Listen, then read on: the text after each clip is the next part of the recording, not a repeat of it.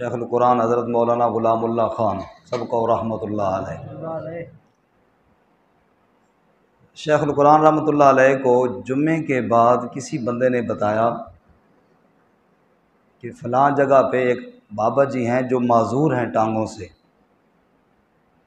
और वो एक दफ़ा कह रहे थे कि अल्लाह मुझे भी सेहत देता ना तो मैं भी पिंडी जाके मौली ग़ुलामुल्लाह के पीछे जुम्मा पढ़ता।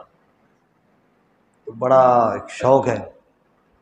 हज़रत ने फरमाया कि वो बाबा जी रहते कहाँ पे हैं, मुझे उनकी गली मोहल्ला सारा समझा दो। बातों बातों में उन्होंने पूछ लिया, उस आदमी ने बता दिया। उस दिन तो ज़ाहिर उन्होंने जो तरतीब थी वो वहाँ गए, लेकिन ज़हन में उन्होंने रख लिया। अगले जुमे से पहले ही जिस दिन उनको टाइम मिला, वो पूछते पूछते, उसका नाम तो पूछ लिया था, उस बाबे के घर जाके दस्तक दी। अंदर से कोई बच्चा निकला या जो भी किसी ने पूछा भाई कौन, तो पूछा कि फ़लाँ बुज़ुर्गों का यही घर है जो माजूर है। उन्होंने कहा जी उनका यही घर है। वो कहाँ पे हैं? कहा जी वो अंदर हैं, आराम कर रहे हैं, बाहर तो आ नहीं सकते।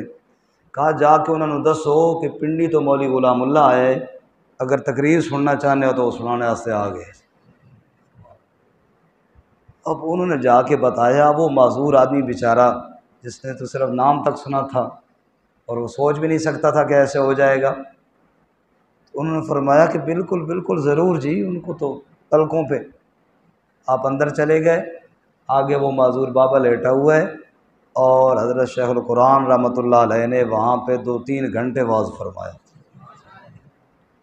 और उसी अंदाज़ में किया जिस अंदाज़ में बड़े मजमू में किया करते थे। और फिर उससे कहा जी अब इजाज़त है। उसने कहा जी अब इजाज़त है। कोई चाय पानी का, चाय पानी आप माजूर आदमी, आप मुझे क्या कराएंगे, बस चाय पानी आपकी तरफ से हो गई तो दुआ में याद रखना। अल्लाह हमें भी वो इखलास नसीब फरमाए।